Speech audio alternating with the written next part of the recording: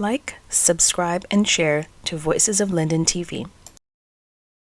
Welcome to another edition of the Let's Talk Show. I'm your host, Andrew James, and today I'm pleased to have with us in the studio a few lovely young women. I'm pleased to have you ladies join with me so we can have some very good discussions. Ms.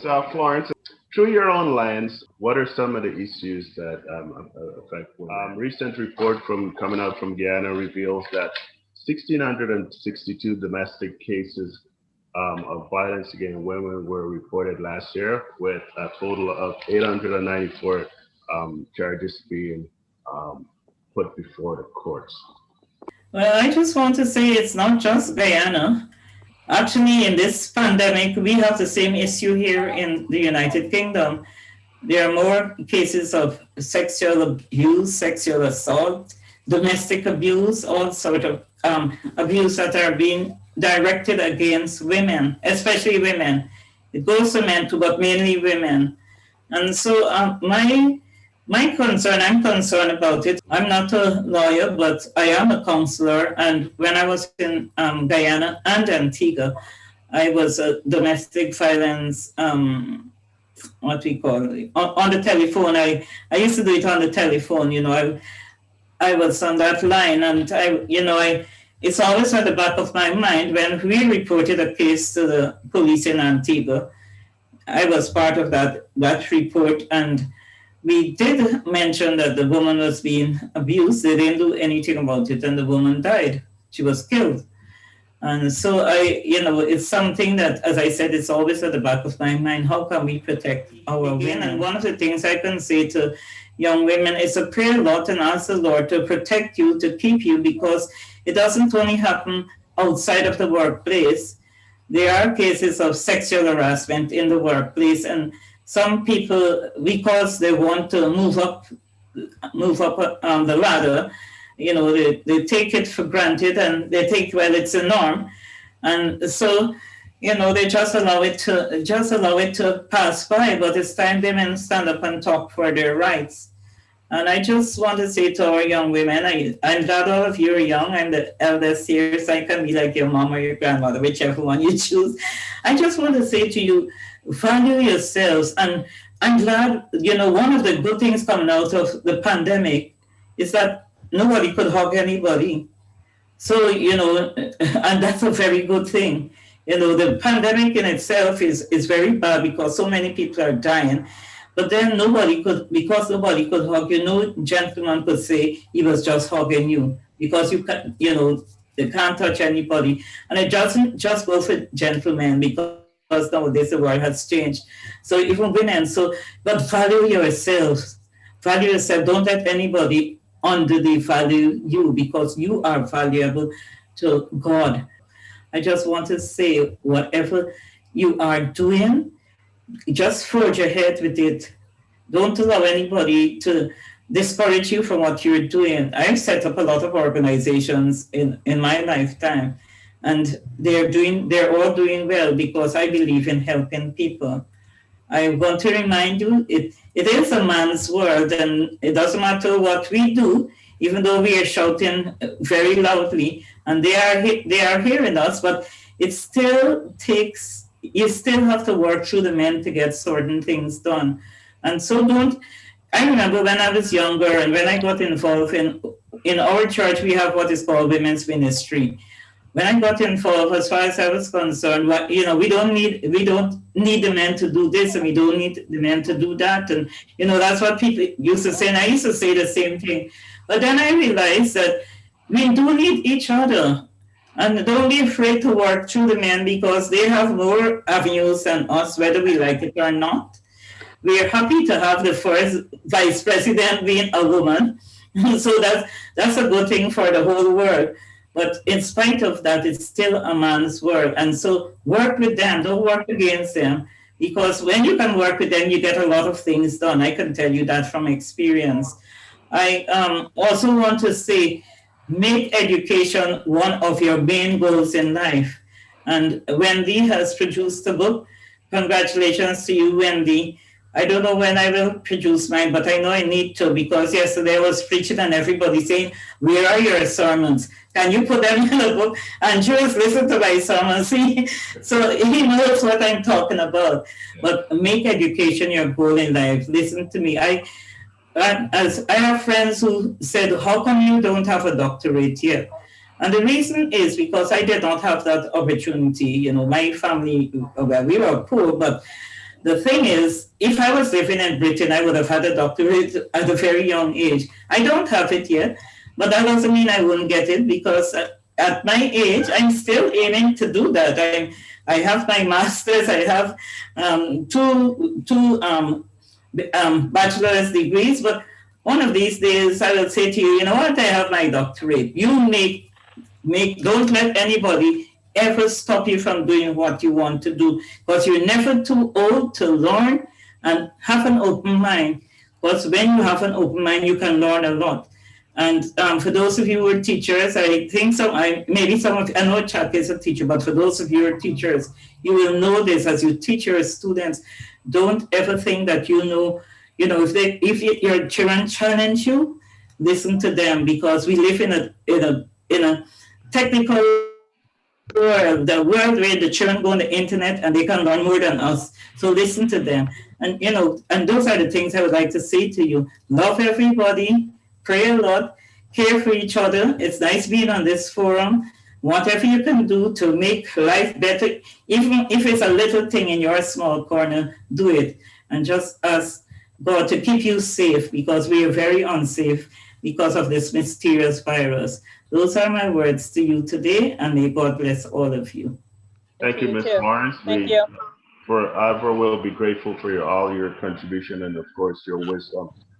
We look forward to working with you in the future, and thanks very much again. Excellent. Very, very good. Ms. Gilbert, can you tell us a little bit about your organization and the impact it's making in the lives of women, in specifically Linden, and I'm sure you're trying to cater more specifically to women in Guyana in general. Thank you very much for having me, Andrew. So just a very brief description of the Shellon Project.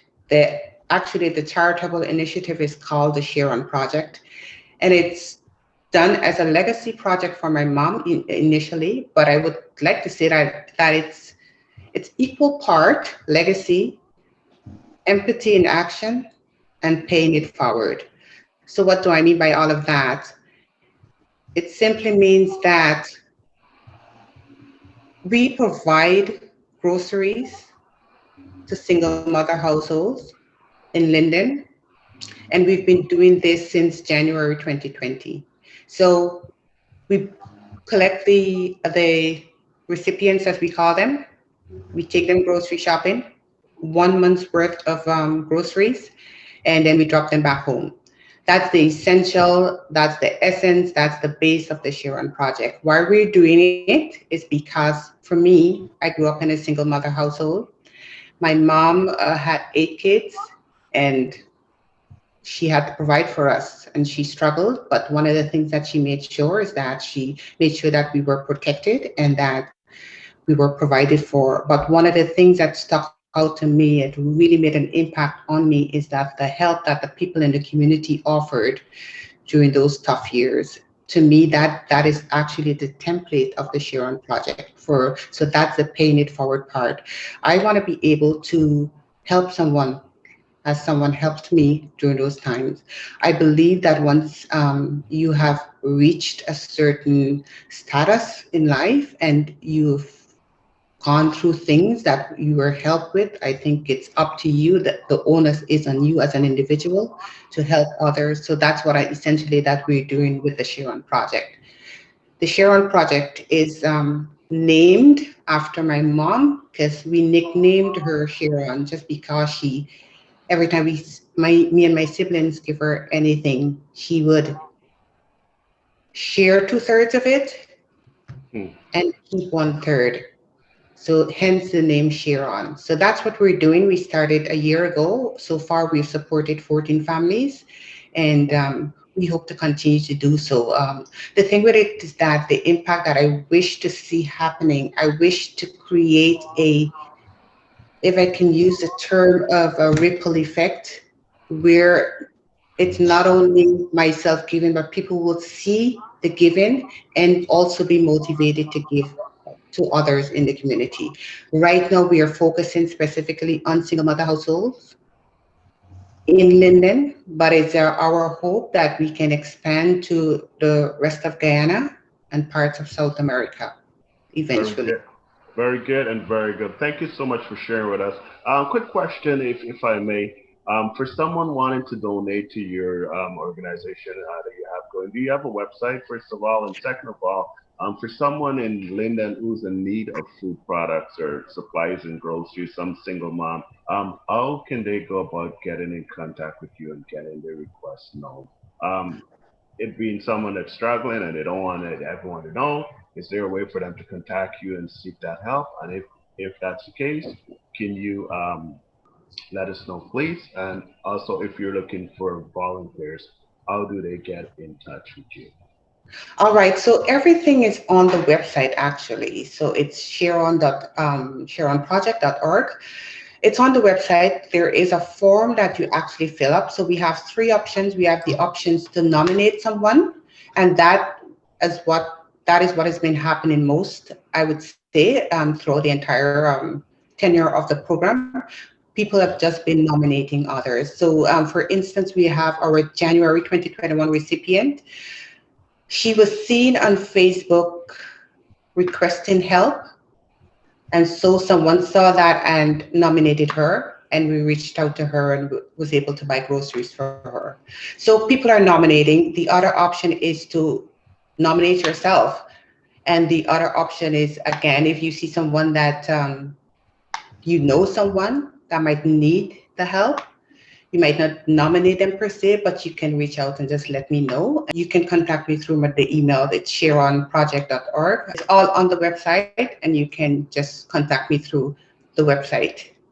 Very good and very good. Thank you so much, Ms. Gilbert, for your commitments to making a difference in the lives of women in Guyana and specifically in the town of Linden. I look forward towards working with you in the future. Attorney at law, can you tell us a little bit about your struggles and what it took for you to get to where you are today in life? Hi, Andrew. Again, it's good to be here on this show. Thank you for inviting me. So for those who know me, they would have known my name by Shellon Mayers, and Washington is my married name. So I grew up in Linden, Andrew. I'm from Linden, Wisma Linden, more specifically. So I want to share a little bit about the things I've endured and struggles that I've encountered trying to become an attorney. First of all, one of the main factors that affects anybody trying to accomplish anything in life, especially if you're from Linden, is poverty. I came from very humble beginnings. My parents weren't very rich. I didn't come from a wealthy family. So it was very difficult for me. And me seeing the struggles and the poverty in my environment is something that pushed me and caused me to wanted to get out from where I was. So I tried to work hard, but I had to face those struggles, and there was no way, unfortunately, there were no organizations, there were no scholarships back then for me to turn to for help. So I still managed to somehow keep my head above the water and graduated in the top 5% from Mackenzie High School in, I think, 1994, and then eventually went to to the University of Guyana. At the University of Guyana, it was easy because there were loans available, and I've had family and friends who co-sponsored for those loans, and I was able to complete all of my courses and graduate to University of Guyana and then move on to Woodland Law School. But again, Andrew, one of the most important factors that really is oppressing, and I think it's something that needs to be addressed. And even now, I'm trying my best to see how I can help or sponsor students who might be in the same position that I was in while I was growing up, faced with financial hurdles, trying to get yourself out of the situation you're in. And I think one of the most important tools to give to anybody to help them to get out of that situation is opportunity, finances, support them, and all the tools they might be needing to equip themselves with. So yes, part of my struggle, and I would stress it, was a financial hurdle. Very good. Thank you so much for sharing your story, Ms. Washington. I know you taught at Mackenzie High School, you've made significant contributions, and today you are still in the business of doing good for your students and your friends and, of course, your family. So again, thank you very much for your contributions, and I look forward to working with you as well. Yes, next up we have Miss Wendy Fraser coming out from Guyana. She's a author, book writer, and she recently wrote a book entitled Fix Your Crown. Miss Fraser, can you tell us a little bit about what inspired you to write the book and what impact you're hoping to have on the lives of young women or women in general in Guyana and around the world? Okay. First, what inspired me to write Fix Your Crown is I noticed that a lot of us women, we're dealing with a lot of things daily. We have financial issues, we have relationship issues, we have issues on the job, we have issues in our house, in our homes, not only with relationship, but relationship related to our parents and our siblings. So I wrote Fix Your Crown in the hope that this booklet can help us to heal ourselves and to help heal others as well. Very good and very good. For anyone wanting a copy of the book, can you just give us a sense of the cost or where can they go about getting it? If you are able to just show our viewers a copy of your book and just tell us a little bit more as to where we can go about getting it, that'll be very, very helpful. Well, the cost to Fix Your Crown is 500 Guyana dollars. And this is what it looks like. Fix Your Crown, turning pain into power. Yeah, this is the cover. And at present, it's not in any store. Anyone need a copy, they will have to contact me directly at 674-8146. Very good. And I want to encourage anyone that's listening or wanting to have a good read to consider reaching out to Ms. Fraser and getting a copy. I'm sure you can use it for yourself, or if you have a young person that can benefit from it, please reach out to Ms. Fraser and get yourself a copy of the book before it's gone. Next up, we have Ms. Delica Piggot, a student at Mackenzie High School. And Ms. Piggot, my question to you is, what are some of the issues affecting young girls in Linden? And more specifically, if you can just touch on young girls around the world. So, some issues affecting young women in Linden, in Guyana, and the world as a whole. We have poverty, that is one. Women are ostracized in a system where they place much value on material things and appearance. And in many cases, they place these things over health and the nutritional needs of the household. And because of this poverty, it causes them to have a low self-esteem and a sense of powerlessness. So in cases like that, they often try to evade programs that try to alleviate poverty on a whole. And an example, we had a situation in Ghana where a young lady, she was stealing from a store and she was stealing hair products, she was stealing makeup. She has a child. And so the store owners were telling her they would have allowed her to go free if she was stealing baby food, if she was stealing diapers and stuff like that. So here we have an example of where we place materialistic things over health and nutrition. Another one is income, where we have men earning more in terms of money above women. And we have assets. The deeds of registry recorded that men have more land titles than women. And here we're surprised because women are often forced to apply for these lands under the names of their husbands. So we have it listing as men owning more titles than women, unless a woman off of her own while she's single applies for a land. And that ties into health and credit. It's harder for women to save more because of the amount of needs that we have to cater for, not just for ourselves, but for those who are married, those who are single parents, we have to cater for a house. So it's hard for us to save. Then power. Politically, we have more men in these political positions than women. Women are not given much opportunities to make political decisions because we're seen as the softer gender. We're seen as those that allow emotions to take over. We're not able to negotiate on behalf of the country, on behalf of our regions. And that comes into employment and unemployment. So for employment, and I'm going to tie that in with education also, women are often faced with the challenge of offering sexual service to gain a position. And if they do get the position, a lot of women are forced to continue offering sexual service just to keep that position and also to climb higher, like our first speaker would have mentioned, to climb higher on that level. So if you want to surpass somebody, then you have to do this for me. Educationally, we have teachers, we have headmasters, we have all of these people in higher positions taking advantage of our sexuality and forcing us to do things just to get ahead. They're using poverty and all of these things to suppress us and to keep us down there. Then we have mental illness, media, and crime. Women are often sexualized more than men.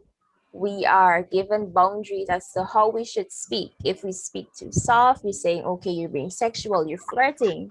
If you wear certain clothes, you're being discriminated for it.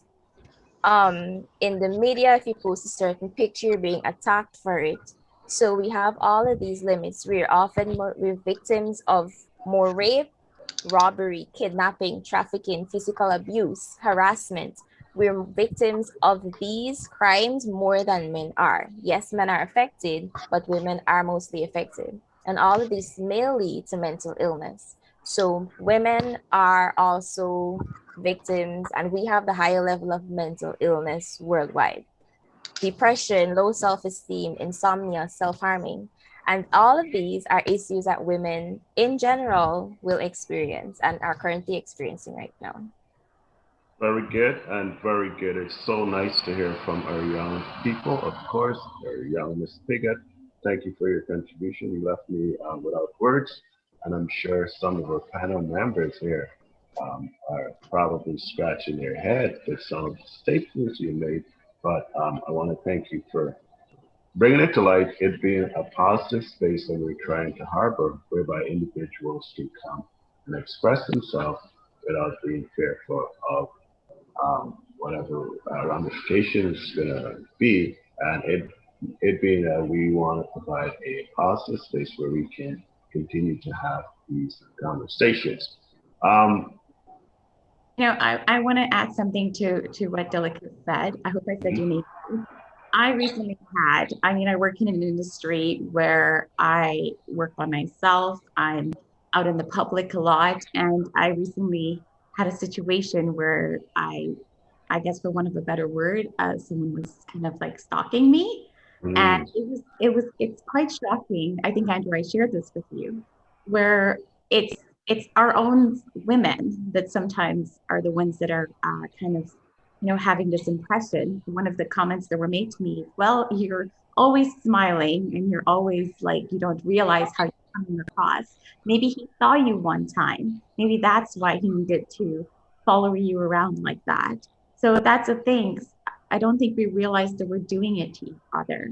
It could become a very dangerous situation, but there is nothing that I could have ever done that would have allowed him to have the right to think that he had that ownership over me to follow me around. So very well said.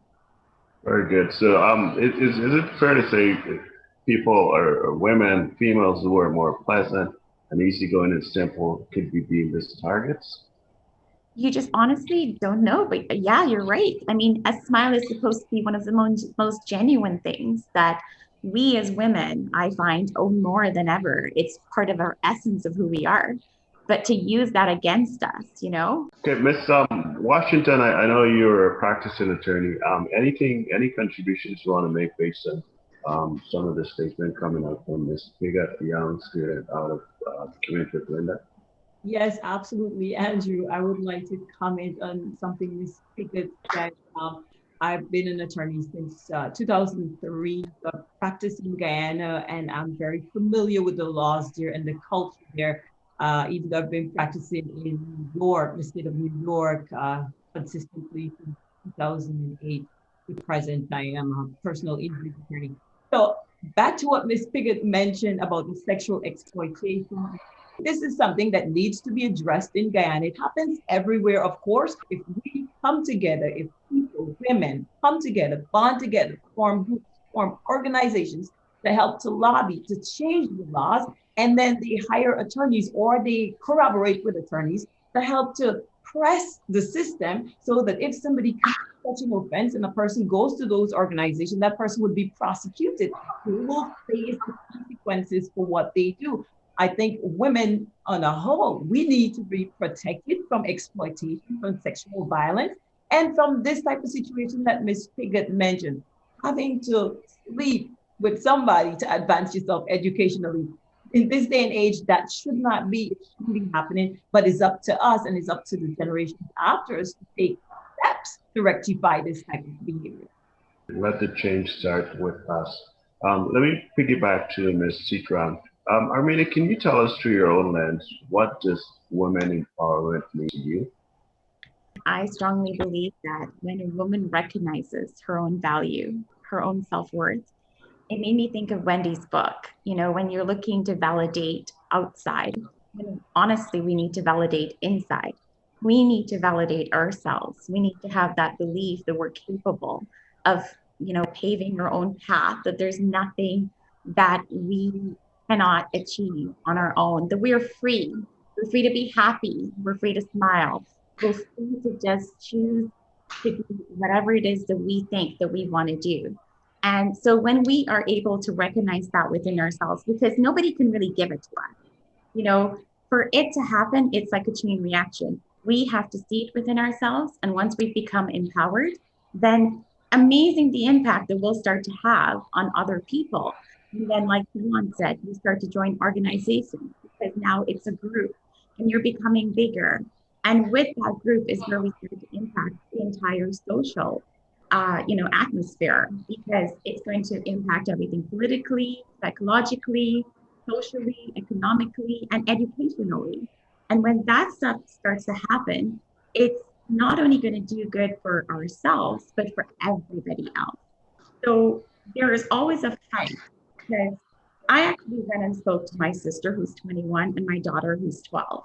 You know, one of the things my daughter said to me is, there are so many women that are trying to, so many young girls actually, that are trying to become empowered. But mommy, the minute a woman gets confidence, it's another woman sometimes, another girl sometimes, who are just not as confident, that is kind of holding them back too. So it's kind of to form a sisterhood where we have to truly start backing each other up, where we have to be standing up for each other and recognizing that you can't just take empowerment and give it to another woman. You have to help her see it within herself for there to be change. So to me, to be empowered is to empower. And we have to start working on that one woman at a time. Excellent. Very nicely said. We have with us today as well Ms. Chaka, who is a teacher in New York, and as well she's the co-chair person of the Mackenzie High School Alumni Association North American Chapter. Ms. Casey, if you don't mind sharing with us, can you tell us a little bit about what it is that your organization is doing to promote women? And again, specifically, if you can tell us what it is that you guys are doing to help young girls at Mackenzie High School, if it being a program that you've started already or something that you have in the works to assist young girls at Mackenzie High School. Good morning, everyone. It's so good to see each person here sitting in different time spaces around the world, being able to just dedicate their time this Sunday morning to just have this the start of this conversation and our intentions.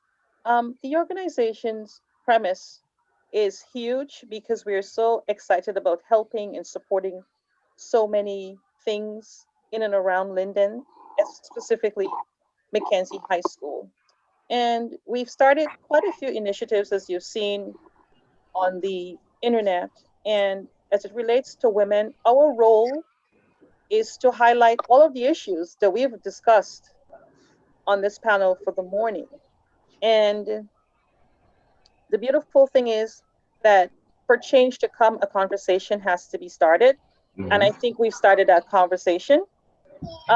Ms. Piggot highlighted all of the issues very clearly about what we would eventually be tapping into and how we can support our young ladies at Mackenzie High School, and of course extending to the bigger part of the community.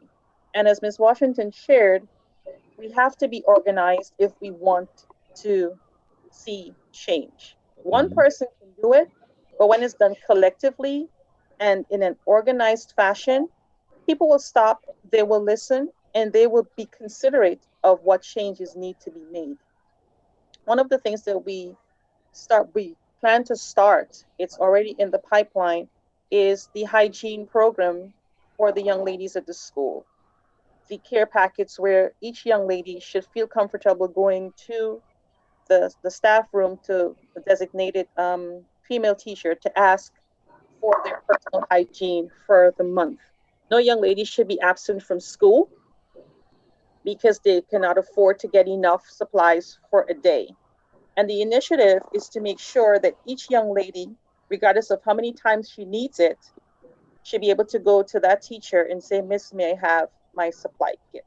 So we're going to be rolling out an initiative where we're going to have pre-packed pouches that they can retrieve as their needs present each month for supplies. And one of the things that I remembered when I was a student in high school back home, I always remembered sharing my supplies with other females. And I thought, but how do they manage when they're not in school? So if we can help each girl at school, maybe she may share with a sister or a mom, it starts from somewhere, and I remembered Armina talking about us empowering each other. The conversation has to be had amongst women. And I think for this conversation to move on, we've got to start including men in this conversation, because sometimes they really think that their behavior that has been perpetuated for so many generations, it's normal. It's normal. So sometimes we may think, well, she ugly. The Bible must just tell she thing and she should glad. Those are the kinds of things that we do. And I'm sorry if I broke out into Creole and offended anyone. There's an ugly girl. The man is soup she up and she gainan. That kind of thing. Now, if somebody says to you, you know what, I passed, and Andrew said, psst, psst, I didn't feel right. Miss Washington, Miss Seetram, Miss Piggot, Miss Gilbert, I said, Andrew, soup you off? At all. I'm going to speak to his guardian, and we're going to get to the bottom of this. It's for Andrew to now say, no, I didn't like the girl, and I just, take. Let's have the conversation. Is it one of comfort or is it one of discomfort? But we as women, we've got to help that process. And our men have to listen, make it make sense, and say, you know what? Oh my goodness, we're so sorry.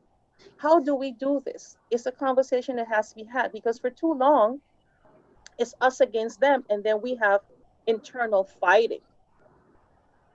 So it's just that kind of conversation we want to have. Another initiative that Andrew and I have to finish talking about is having a kind of mentorship. Do we have the upper form girls interact with lower form girls and have a big sister, little sister kind of element?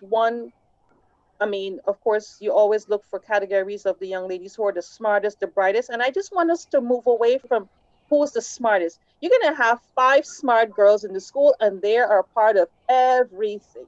What happens to the person who is shy? What happens to the person who doesn't feel positive? What happens to the girl who doesn't have the best looking sneakers or the best looking hairstyle? We need to move away from that. So if you're in the upper forms, you should be entitled across the board, regardless of your academic standing, from 50% to 100%. You should be able to say, first through third form or first through second, I'm adopting 2 little sisters. And we have a platform and a template of how it should be modeled, of how you engage with them, the conversations you have with them. They can share with you how they feel. They don't feel this way. They don't feel that way. Looking forward to that. Excellent. Thank you, Ms. Casey. Thank you for all your contributions you're doing over there at the North American chapter. For anyone wanting to donate or support your cause, is there a way for them to do so? So, ladies and gentlemen, I thank you for your support in advance. My Zelle number is 917-586-8955.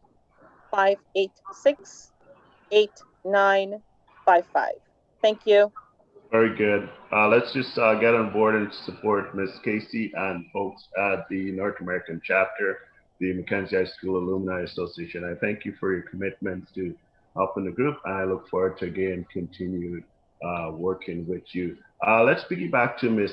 Piggot. I see you had something you want to say, and if you can give us your feedback on the initiative that Chaka, Ms. Casey just outlined. Ms. Piggot, the floor is yours. Okay, so I am intrigued by the initiative, to be honest. If I were still in school, I would have been very happy to know that that would be happening there because it would be a benefit to me and other students. Something I wanted to say is I think another something like two other things we should put in place at Mackenzie High should be guidance counselors and workshops for male teachers and female teachers in terms of the health of young women. Because as a student, I experienced a lot of criticism a lot whenever I had my menstruation because my pain was severe. I had to miss classes. Well, in terms of the workshop, you educate them that, okay, these things will happen. They will have mood swings. This will happen in class. So just bear with them. In terms of the counselors, I see that in the United States and other foreign countries, they have guidance counselors. They have people for students to go talk to whenever things are happening. Now, as a student in school, you're going through things. You can't talk to your friends because you're scared. You can't talk to your teachers because of lack of confidentiality and they won't understand. So if we have somebody put there, you go directly to them. You can tell them that, okay, this student did this teacher did this is happening at home. And in that way, they can revert you to a professional if it is that you need a psychiatrist, somebody of that sort. Another thing that's happening a lot in Mackenzie High School at my time and after would be self-harming. So if we have people in place, so, talk to them. As you said, we have the mentors as students, but we also need adults there because a student can only help you thus far. They can be listening ear, they can give opinions, but they can't give advice. So if we have people that are trained to help them, then I think that would also be a very good initiative. Excellent. Very nicely said. Ms. Piggot, you being the youngest and, of course, the star of the show today, can you provide some feedback on Ms. Gilbert's initiative and if you think it's a good one for Mackenzie High School and for the community of Linden, and if there's any suggestions you have for her?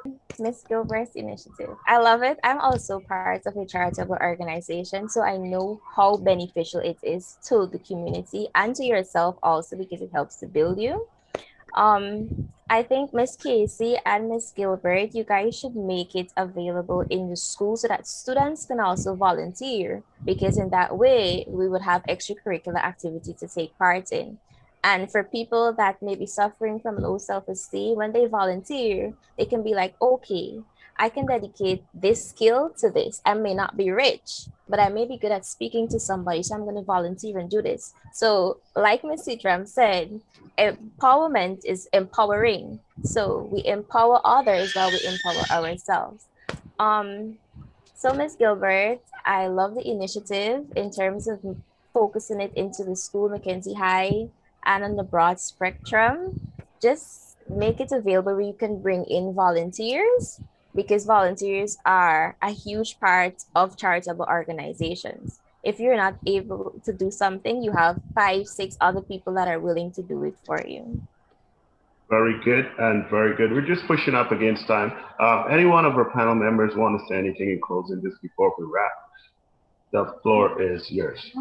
Okay, I just wanted to say something really quick before I leave. I wanted to say something regarding what Chaka just said regarding your organization.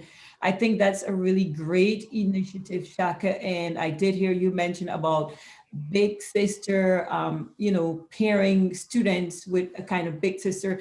I think that's really great because it'll give the students somebody to be able to look up to, somebody to encourage them and tell them, you can achieve this if this is what you want.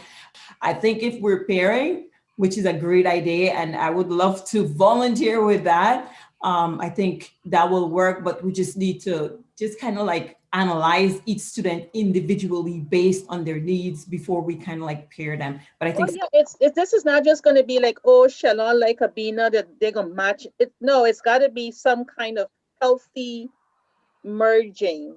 It's going to be healthy. I promise. I'm open to all discussions. Ms. Piggot, I know you're the star of the show today, and I'm not going to put it from an angle because you're the youngest, but it's just very impressive. You've restored my faith that there are people on the ground that are left behind. And when I say left behind, that means still living in Guyana, that are full of energy, they want what's best, and they're willing to put in the work to do so. And it's really rewarding to see this. You've restored my faith. I must just say that. Excellent. Ms. Armina, anything in closing from your side? I think that one of the things, and yeah, Ms. Piggot, I have to say that when you spoke about the students self-harming themselves, it really made me sad because, one of the things you can definitely never want people or human beings to lose is hope. So by continuing to have workshops like this and panels like this, let's try and install back that hope within us, the hope to help, the hope that nobody has to go through something like that. Chaka, what you're doing is amazing. I think it's exciting to be part of it.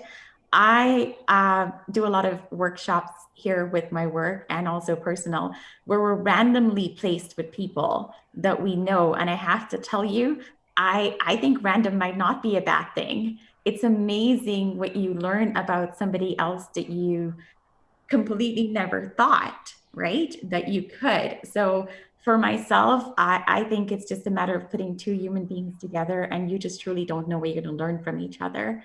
But hope, we have to continue to have hope. Gilbert, anything in closing, please? What I want to say is that what I hear, it seems like there is, the problem is that the physiological needs of people in the community are not being met. And that has created a whole host of other situations. I especially like the big brother, big sister suggestion, just because I was a big sister and I know how impactful it is for the young person. So I think it's a great suggestion, actually. And the other thing, I'm really impressed by Ms. Piggot, actually. I love how she laid out everything. And again, I think it's the physiological needs that are not being met, the very basic needs that are not being met, that are creating all of these issues. So I'm very happy that at that level, the Shellon Project is targeting food and water, very basic things to help the community. So I'm very happy to be on the panel, actually, and to hear some of the comments. I didn't realize it was this bad, actually. So it's great to get that information. Thanks for sharing. Very good. Just want to thank all of our contributors for being a part of this fantastic discussion. It's my open prayers that we will be able to move forward and make an impact in a very special way.